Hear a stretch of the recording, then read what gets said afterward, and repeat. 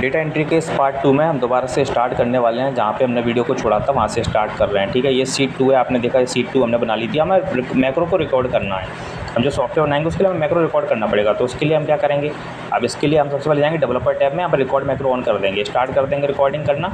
अब आप देखेंगे, अब हम सब शीट 2 में जाएंगे। ठीक है, शीट 2 में आएंगे यहाँ पे, और यहाँ पे हम पहले नंबर वाली रो के ऊपर अपना कर्सर रखेंगे, रोल नंबर के ऊपर। ठीक है, फिर नीचे आएंगे।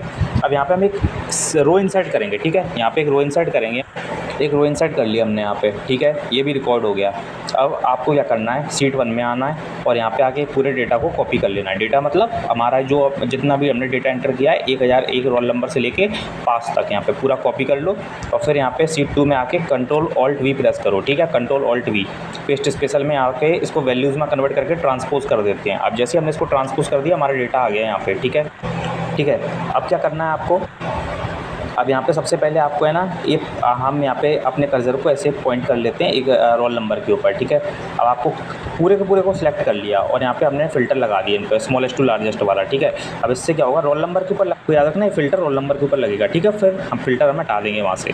अब आते हैं हम अपने डेटा पे और यहाँ पे इसको डिलीट कर देते हैं। जैसे हम इसको डिलीट करेंगे, अब मैक्रो रिकॉर्डिंग बंद कर देंगे। हम मैक्रो रिकॉर्डिंग जाके बंद कर देंगे। हमारा पूरा है ना सॉफ्टवेयर का सिस्टम बन गया जो रिकॉर्ड करना था हमको। अब हम इसके लिए एक बटन क्रिएट करना है। ठीक है, जिसके ऊपर हम अप्लाई करेंगे, इस मैक्रो को असाइन करेंगे।